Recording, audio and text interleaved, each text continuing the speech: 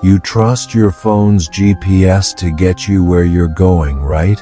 But what if I told you that right now, thousands of miles above your head, a weird cosmic glitch is trying to throw you 11 kilometers off course? And it's trying to do this every single day. This isn't some malfunction or a bug in the code. This is one of Albert Einstein's wildest theories in action, proving that for the satellites powering your maps, time literally flows faster. The only thing stopping your GPS from becoming totally useless is a constant, mind-bending fix that bridges the time gap between space and your watch.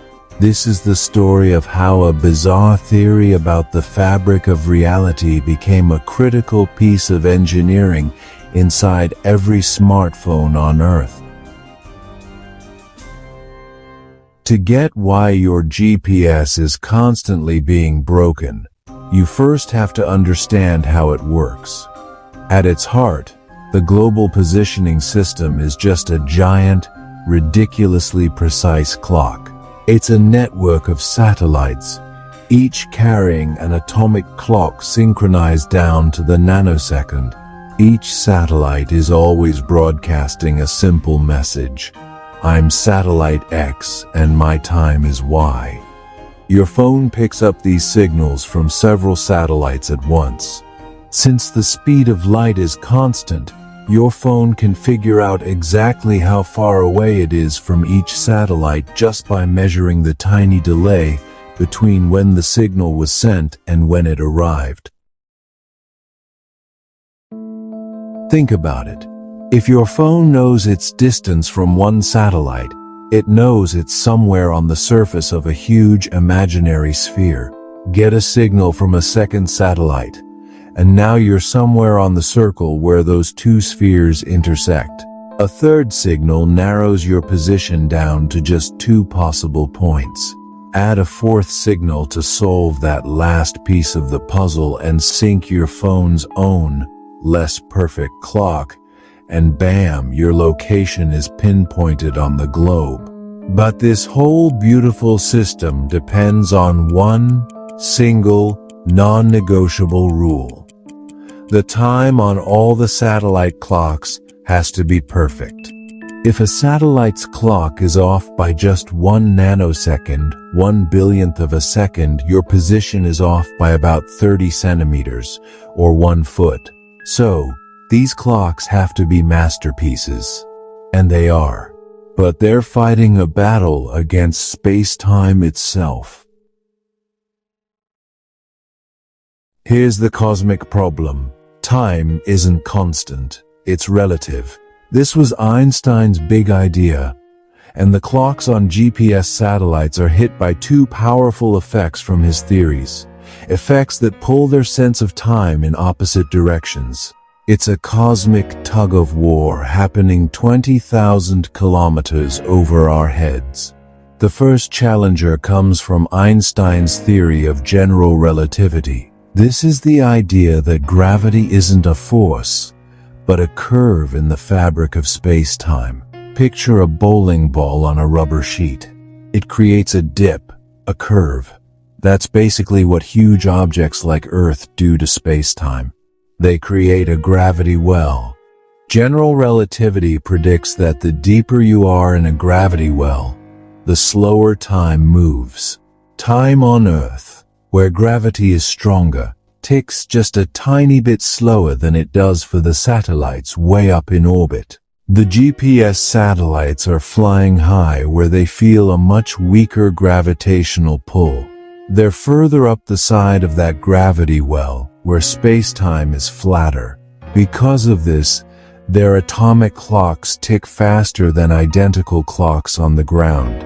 This gravitational effect makes the satellite clocks gain about 45 microseconds every day. That's 45 millionths of a second. It sounds like nothing, but in the world of GPS, it's an eternity. But that's only half the fight. While general relativity is speeding the clocks up, another of Einstein's theories is trying to slow them down. This time, it's special relativity, which describes how time and space work for things in motion. One of its most famous rules is simple. The faster you move through space, the slower you move through time. This isn't just a thought experiment, it's a real, measurable thing. And those GPS satellites are moving fast. They're zipping around the Earth at 14,000 kilometers per hour.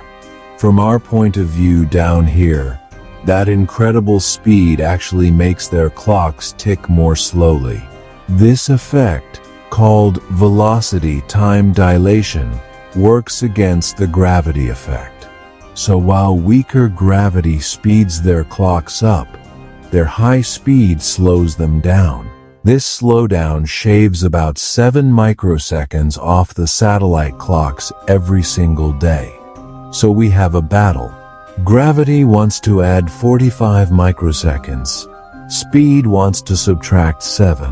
Who wins? The answer comes from some simple math. You take the 45 microseconds gained from gravity and subtract the 7 microseconds lost from speed. The result is a net gain of 38 microseconds every single day for every satellite in the system. 38 millionths of a second. Why does such a tiny amount of time matter? Because GPS isn't really a system of distance, it's a system of time. And an error in time becomes an error in distance. Light travels at about 300,000 kilometers per second, which means a timing error of 38 microseconds translates into a position error of over 11 kilometers. If engineers didn't correct for relativity, that tiny 38 microsecond drift would throw your GPS location off by more than 11 kilometers every day. The system would be useless for navigation within 2 minutes of going online. After one day, your phone might say you're downtown when you're really on a farm miles away. The entire multi-billion-dollar system would be completely broken by a weird century-old physics theory. So how do you fix a problem that's literally woven into the fabric of the universe? The solution is brilliant, and it was put in place before the satellites ever left Earth. Engineers knew that once a satellite was in orbit, its clock would start running fast by a predictable 38 microseconds per day. So, they decided to build the clocks wrong on purpose. They took these incredibly precise atomic clocks, designed to tick at a specific frequency, and deliberately detuned them. They built them to run just a little bit slow on the ground. In the lab, these clocks were technically inaccurate, but then they were launched into space. As the satellites settled into orbit, Einstein's weird physics took over. The weaker gravity and high speed started warping time, speeding the clocks up by the exact amount his equations predicted. That 38 microsecond gain was added to the clocks that were built to be 38 microseconds slow. The two errors, one man-made, one cosmic, canceled each other out perfectly. From our perspective on Earth, that broken clock in orbit is now ticking at the perfect rate, completely in sync with the ground. It's an incredible feat of engineering where we essentially used Einstein's theory as a blueprint to pre-correct a problem with reality itself. It's amazing to think this kind of physics is happening in the background of our daily lives. If you love getting a new perspective on the hidden science that makes our world work, take a second to subscribe. You'll get more stories about the incredible universe we live in and how we've learned to find our way through it. The next time you pull out your phone for directions, just appreciate what's happening. You're not just holding a receiver. You're holding a device that's having a constant conversation with the fundamental nature of reality.